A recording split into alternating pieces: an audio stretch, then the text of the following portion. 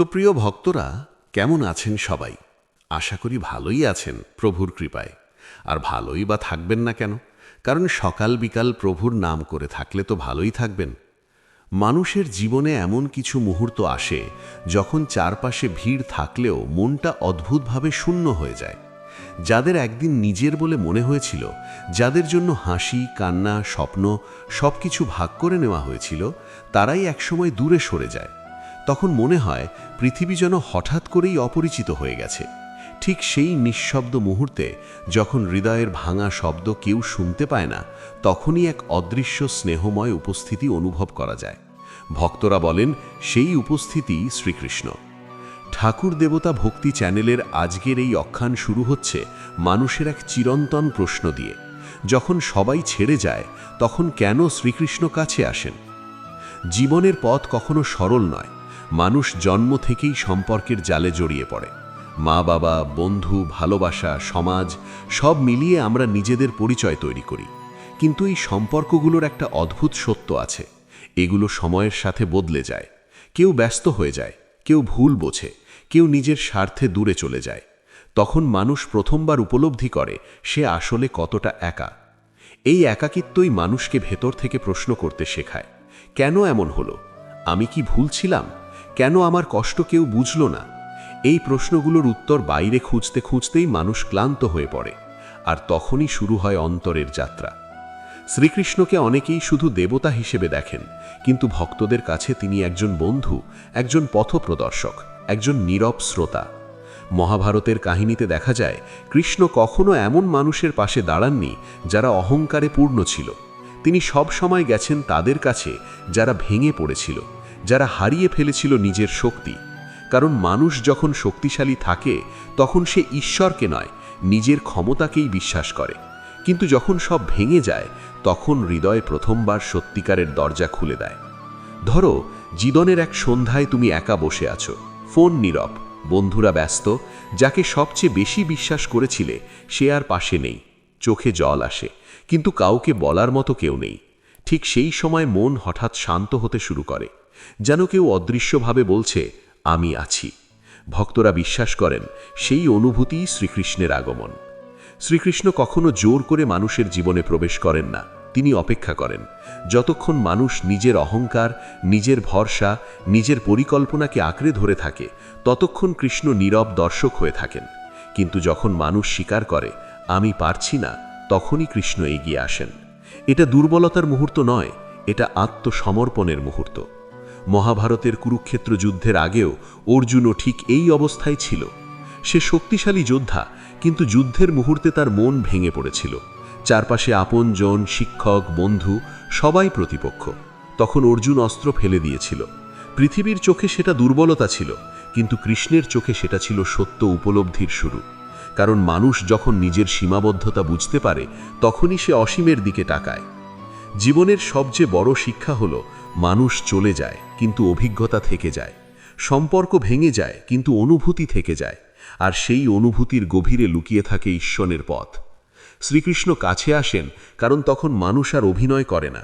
তখন প্রার্থনা মুখ দিয়ে নয়, হৃদয় দিয়ে বেরোয়।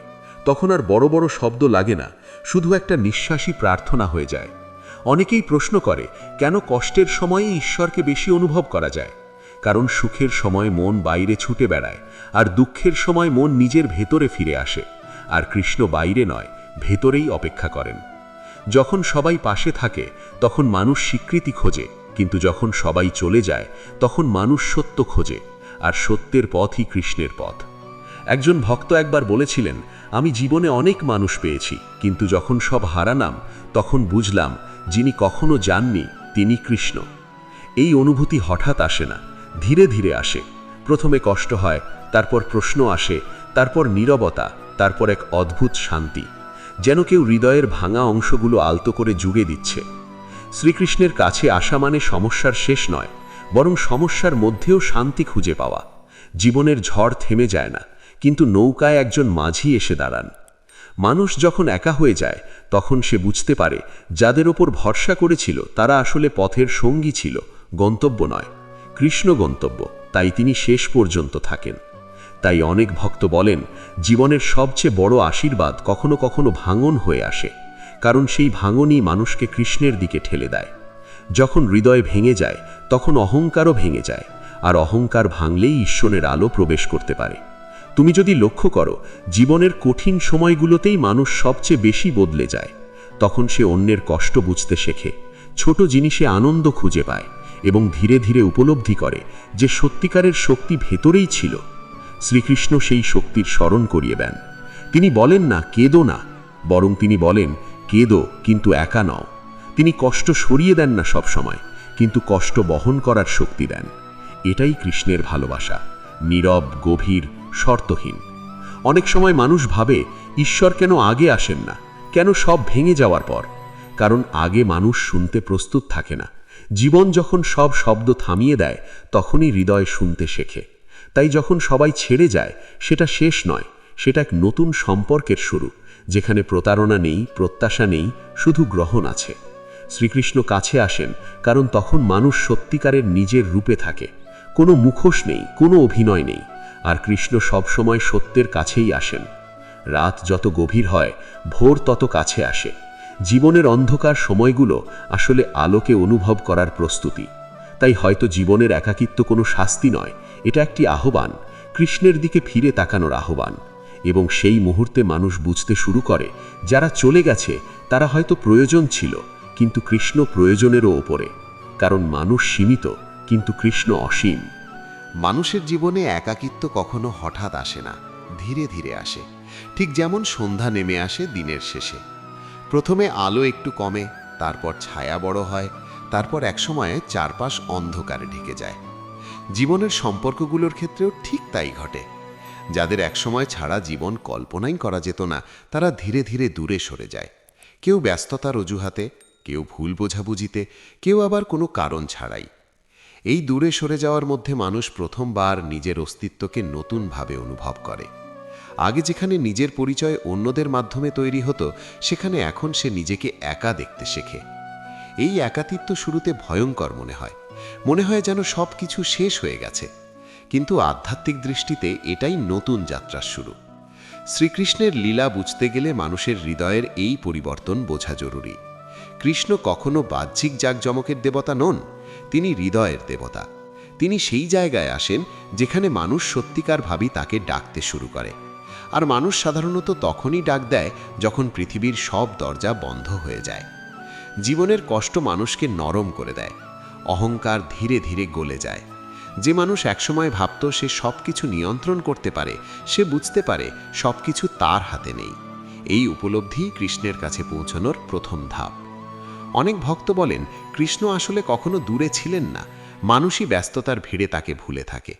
যখন সম্পর্ক ভেঙে যায়, স্বপ্ন ভেঙে যায়, তখন মন ফাঁকা হয়ে যায়, আর সেই ফাঁকা জায়গাতেই কৃষ্ণের উপস্থিতি অনুভূত হয়।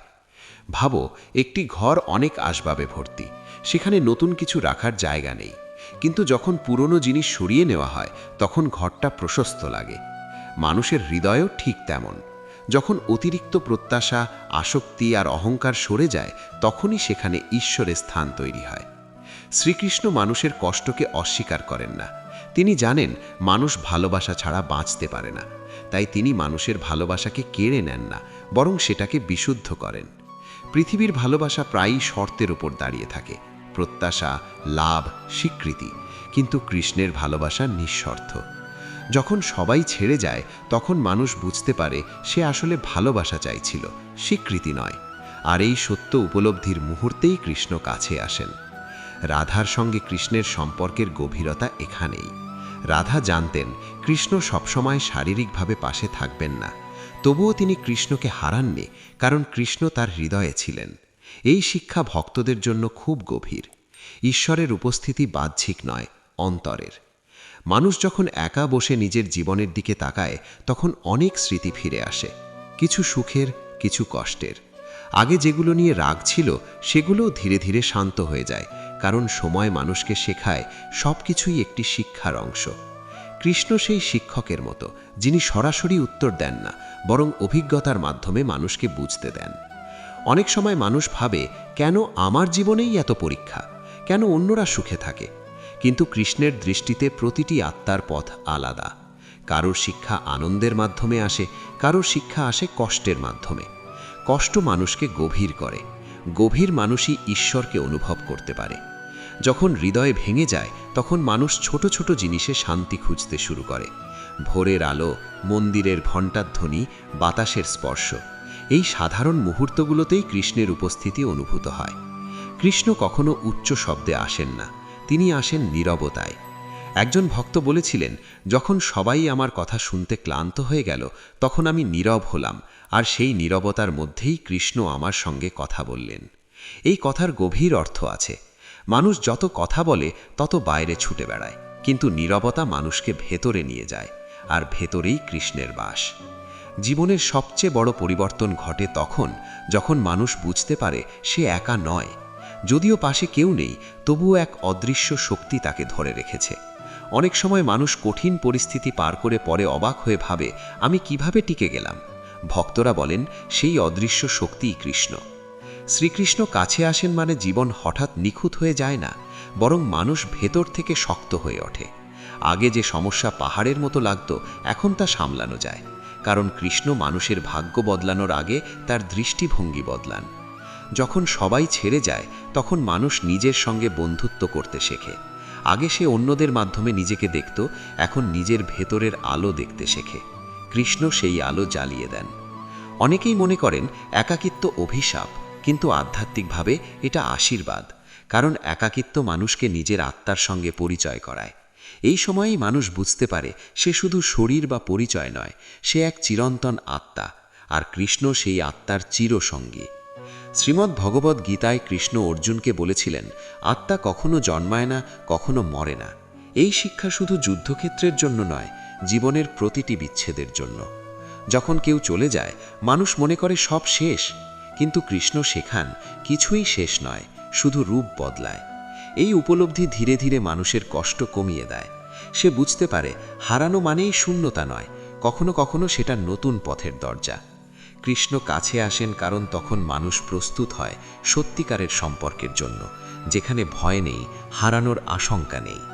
মানুষের সম্পর্ক সময়ের সাথে বদলায়, কিন্তু কৃষ্ণের সম্পর্ক অপরিবর্তনীয়। তাই জীবনের সবচেয়ে অন্ধকার সময়েও ভক্তরা আশা হারায় না।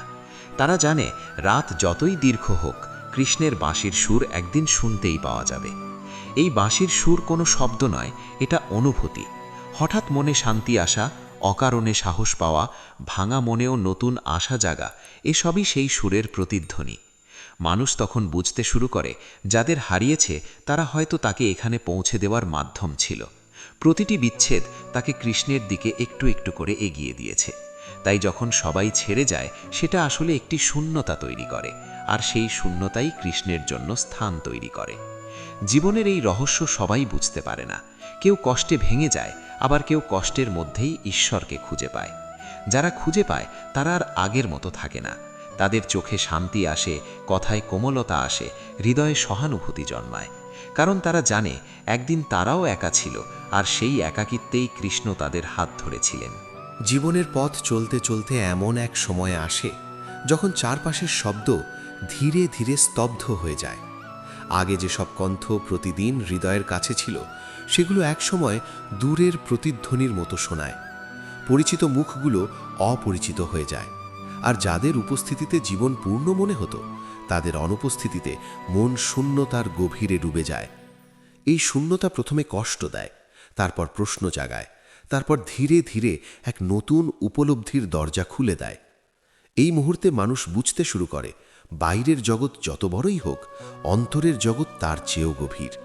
যতদিন মন বাইরের সম্পর্কের উপর নির্ভর করে থাকে, ততদিন সে নিজের শক্তিকে চিনতে পারে না। কিন্তু যখন সব ভরসা একে একে সরে যায়, তখন অন্তরের দরজা খুলে যায়। ঠিক তখনই এক অদ্ভুত পরিবর্তন শুরু হয়। আগে যেখানে অভিযোগ ছিল, সেখানে ধীরে ধীরে গ্রহণ করার ক্ষমতা জন্মায়। আগে যেখানে প্রশ্ন ছিল কেন আমার সঙ্গে এমন হলো, সেখানে নতুন ভাবনা আসে, এই ঘটনার মধ্যে কি শিক্ষা লুকিয়ে আছে। এই পরিবর্তন হঠাৎ ঘটে না, এটি ধীর, নীরব, গভীর একটি প্রক্রিয়া। ঠিক যেমন রাতের আকাশে অন্ধকার নাবার পর ধীরে ধীরে তারা দেখা যায়। শ্রীকৃষ্ণের উপস্থিতি অনুভব করার অভিজ্ঞতাও তেমনই। কোনো অলৌকিক দৃশ্য নয়, কোনো চোখে দেখা ঘটনা নয়, বরং হৃদয়ের ভেতরে শান্তির জন্ম। এমন এক শান্তি যা বাইরের পরিস্থিতির উপর নির্ভর করে না। একসময় যে স্মৃতিগুলো ব্যথা দিত সেগুলোই ধীরে ধীরে কোমল হয়ে আসে। মনে হয় সব কিছু যেন একটি বৃহৎ পরিকল্পনার অংশ ছিল। প্রতিটি বিচ্ছেদ, প্রতিটি হতাশা, প্রতিটি অশ্রু সব মিলিয়ে যেন আত্মাকে প্রস্তুত করছিল এক গভীর সত্যের জন্য। এই সত্য হল জীবনের স্থায়ী আশ্রয় বাইরের কোনো মানুষ নয়। যখন হৃদয় ভেঙে যায় তখন ভেতরের শক্তি জেগে ওঠে। আগে যে ভালোবাসা অন্যদের দিকে প্রবাহিত হতো, এখন তা নিজের আত্মার দিকে ফিরে আসে। এই ফিরে আসার পথেই কৃষ্ণের সান্নিধ্য অনুভূত হয়। কৃষ্ণের কাছে আসা মানে বাস্তবতা থেকে পালানো নয়, বরং বাস্তবতাকে নতুন চোখে দেখা। কষ্ট তখন আর শত্রু মনে হয় না, বরং শিক্ষক হয়ে ওঠে। জীবনের বহু ঘটনা তখন নতুন অর্থ পায়। যাকে হারানো মনে হয়েছিল সেটাই হয়তো মুক্তি ছিল। যে পথ বন্ধ হয়ে গিয়েছিল সেটাই হয়তো ভুল দিক থেকে ফিরিয়ে এনেছিল। ধীরে ধীরে মন উপলব্ধি করে সব কিছু নিয়ন্ত্রণ করার চেষ্টা আসলে ক্লান্তির কারণ ছিল। যখন নিয়ন্ত্রণ ছেড়ে দেওয়া হয় তখনই শান্তি আসে। এই আত্মসমর্পণের মধ্যে দুর্বলতা নেই, আছে গভীর শক্তি। কারণ তখন মানুষ স্বীকার করে সে একা নয়। রাতের নির্জনতায় যখন চারপাশ ঘুমিয়ে থাকে তখন অনেক সময় মন অকারণে শান্ত হয়ে যায়। কোনো সমস্যার সমাধান হয়নি, তবুও ভয় কমে যায়, যেন অদৃশ্য কেউ পাশে বসে আছে। এই অনুভূতি শব্দে বোঝানো কঠিন, এটি উপলব্ধির বিষয়। জীবনের যন্ত্রণাগুলো তখন আর আগের মতো ভারী লাগে না। মনে হয় কেউ সেই ভার নিজের কাঁধে তুলে নিয়েছে। হৃদয় ধীরে ধীরে হালকা হয়ে ওঠে। কৃষ্ণের সান্নিধ্য এমনই, তিনি ঝড় থামান না সবসময়, কিন্তু নৌকাকে ডুবতে দেন না। একসময় মানুষ বুঝতে পারে তার জীবনের সবচেয়ে অন্ধকার দিনগুলোই তাকে সবচেয়ে বেশি বদলে দিয়েছে। সেই দিনগুলো না এলে হয়তো অন্তরের শক্তি কখনো জেগে উঠত না। ভাঙা শ্রমের মধ্যেই নতুন শ্রম জন্ম নেয়, হারানোর মধ্যেই নতুন অর্থ তৈরি হয়। ধীরে ধীরে মন অন্যদের প্রতি অভিযোগ ছেড়ে দেয়, কারণ উপলব্ধি হয় প্রত্যেকেই নিজের সীমাবদ্ধতার মধ্যে বেঁচে থাকে। কেউ ইচ্ছা করে কষ্ট দেয় না, সবাই নিজের বোঝা নিয়ে চলতে ব্যস্ত। এই উপলব্ধির হৃদয়ে ক্ষমার জন্ম দেয়, আর ক্ষমা আসার সঙ্গে সঙ্গে মন হালকা হয়ে যায়। কৃষ্ণের কাছে আসার অন্যতম লক্ষণ হল এই পরিবর্তন। রাগ কমে যায়, তুলনা কমে যায়, শান্তি বাড়ে। আগে যেখানে স্বীকৃতির প্রয়োজন ছিল এখন সেখানে আত্মতৃপ্তি জন্মায়। ছোট মুহূর্তগুলো আনন্দ দিতে শুরু করে। সূর্যের আলো, বাতাসের ছোঁয়া, মন্দিরের ঘণ্টা কিংবা নিঃশব্দ প্রার্থনা, এই সাধারণ মুহূর্তগুলোর মধ্যেই অসাধারণ উপস্থিতি অনুভূত হয়। জীবনের দৌড় তখন ধীরে যায়, মন আর তাড়াহুড়ো করে না, কারণ বুঝতে শেখে যা প্রয়োজন তা ঠিক সময়েই আসবে। বিশ্বাস জন্মায়, আর সেই বিশ্বাস ভয়ের জায়গা দখল করে। একদিন যে একাকিত্ব অসহনীয় মনে হয়েছিল সেটাই এখন আশ্রয় হয়ে ওঠে, কারণ সেই নীরবতার মধ্যেই অন্তরের কণ্ঠ শোনা যায়। এই কণ্ঠ নির্দেশ দেয় না, চাপ দেয় না, শুধু পথ দেখায়। ধীরে ধীরে বোঝা যায় কৃষ্ণ বাইরে কোথাও অপেক্ষা করছেন না, তিনি সবসময় ভেতরেই ছিলেন। মানুষই নিজের শব্দে তাকে শুনতে পায়নি। যখন জীবন সব শব্দ থামিয়ে দেয় তখন সেই কণ্ঠ পরিষ্কার শোনা যায়। অদ্ভুতভাবে তখন সাহস বাড়ে। ভবিষ্যৎ অনিশ্চিত হলেও ভয় কমে যায়, কারণ ভেতরে এক অটল ভরসা জন্মায়। এই ভরসাই কৃষ্ণের আশীর্বাদ। একসময় মনে হয় যাদের চলে যাওয়াকে অভিশাপ মনে হয়েছিল সেটাই আশীর্বাদ ছিল, কারণ সেই শূন্যতা না এলে এই উপলব্ধি আসত না। জীবনের প্রতিটি অধ্যায় তখন অর্থপূর্ণ মনে হয়, কষ্ট অর্থহীন লাগে না। মন উপলব্ধি করে জীবন শুধু সুখের জন্য নয়, উপলব্ধির জন্য। আর এই উপলব্ধির পথেই কৃষ্ণের সঙ্গে গভীর সম্পর্ক তৈরি হয়। এই সম্পর্ক কথায় নয়, অনুভূতিতে তৈরি। এখানে প্রমাণ লাগে না, যুক্তি লাগে না, শুধু বিশ্বাসই যথেষ্ট। এই বিশ্বাস জন্মালে মানুষ আর একা অনুভব করে না, যদিও বাস্তবে সে একাই থাকে, কারণ তখন তার হৃদয়ে এক চিরন্তন সঙ্গী বাস করতে শুরু করে। জীবনের দীর্ঘ পথ চলতে চলতে একসময় মানুষ বুঝতে পারে সব হারিয়ে যাওয়া আসলে হারানো নয়। কিছু সম্পর্ক দূরে সরে যায় শুধু নতুন উপলব্ধির জন্য জায়গা তৈরি করতে। হৃদয় যখন ক্লান্ত হয়ে পড়ে তখন সে বিশ্রাম খোঁজে, বাহিরে নয়, নিজের গভীরে। সেই গভীর নীরবতার মধ্যেই এক অদৃশ্য স্নেহ অনুভূত হয়, যে স্নেহ কোনো শর্ত চায় না, কোনো প্রমাণ চায় না, শুধু উপস্থিত থাকে। দিনের শেষে যখন সব শব্দ থেমে যায় তখন মন নিজের সত্যকে শুনতে পায়। আগে যে সব চিন্তা অস্থির করত সেগুলো ধীরে ধীরে শান্ত হয়ে যায়। মনে হয় সব কিছু যেন ধীরে ধীরে ঠিক জায়গায় বসছে। জীবনের ব্যথাগুলো তখন আর শত্রু মনে হয় না, সেগুলো হয়ে ওঠে পথ দেখানো আলো। অন্ধকার ছাড়া যেমন তারার সৌন্দর্য বোঝা যায় না, তেমনি কষ্ট ছাড়া শান্তির গভীরতা বোঝা যায় না। একাকিত্ব তখন আর ভয়ের নয়, আশ্রয়ের মতো লাগে, কারণ সেই নীরবতার মধ্যেই অন্তরের দরজা খুলে যায়, যেখানে কোনো অভিনয় নেই, কোনো মুখোশ নেই, শুধু সত্য আছে। হৃদয় ধীরে ধীরে হালকা হয়ে ওঠে, অতীতের ভার কমে আসে, ক্ষমা জন্মায়, নিজের প্রতি, অন্যদের প্রতি, জীবনের প্রতি। এই ক্ষমাই মুক্তির শুরু। যখন অভিযোগ থেমে যায় তখন শান্তি প্রবেশ করে, যখন প্রত্যাশা কমে যায় তখন আনন্দ সহজ হয়ে যায়। ছোট ছোট মুহূর্ত তখন অমূল্য মনে হয়। ভোরের আলো নতুন আশার মতো লাগে, বাতাসের স্পর্শ আশীর্বাদের মতো অনুভূত হয়, নীরব প্রার্থনা শক্তিতে ভরে ওঠে। মন বুঝতে শেখে সত্যিকারের শক্তি শব্দে নয়, স্থিরতায়। জীবনের গতি তখন ধীর হয়ে আসে, কিন্তু সেই ধীরতার মধ্যেই গভীরতা জন্মায়। আগে যেখানে তাড়াহুড়ো ছিল, এখন সেখানে বিশ্বাস থাকে, যা হওয়ার তা ঠিক সময়ই হবে।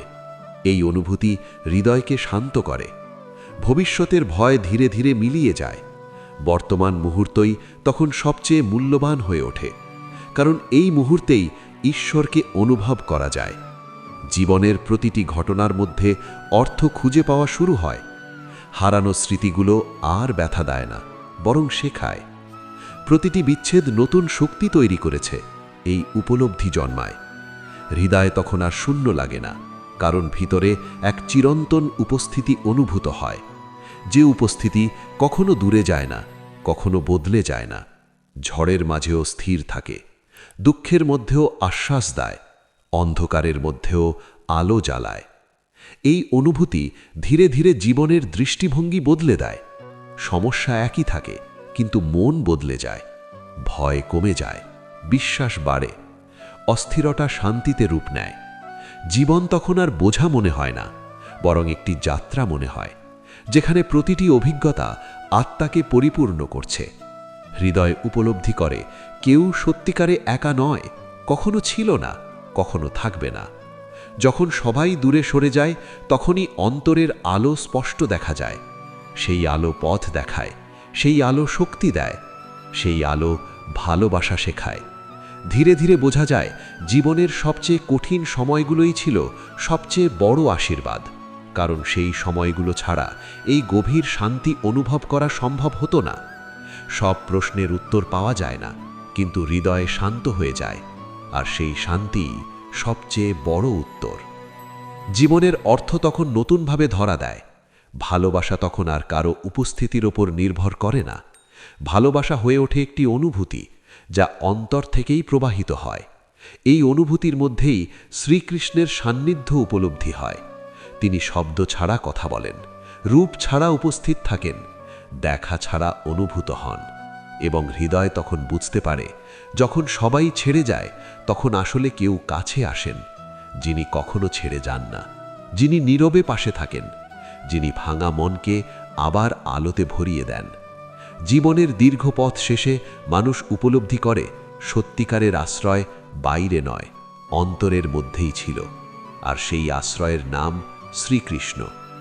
এই আখ্যান শুনে যদি তোমার হৃদয়ে একটু শান্তি আসে, যদি এক মুহূর্তের জন্যেও মনে হয় তুমি একা নও, তাহলে এই যাত্রা সফল। ঠাকুর দেবতা ভক্তি চ্যানেলের পক্ষ থেকে এই ভক্তিময় গল্প তোমার হৃদয়ে আলো হয়ে থাকুক। জীবনের যে পথেই থাকো, বিশ্বাস রেখো, অন্ধকার যত গভীরই হোক, ঈশ্বরের সান্নিধ্য তার চেয়েও গভীর। আবার দেখা হবে নতুন ভক্তিময় আখ্যান নিয়ে, শুধুমাত্র ঠাকুর দেবতা ভক্তিতে। তো সবাই মিলে আমার সাথে দুহাত তুলে বলুন, হরে কৃষ্ণ কৃষ্ণ কৃষ্ণ হরে হরে, জয় শ্রীকৃষ্ণ, রাধে রাধে।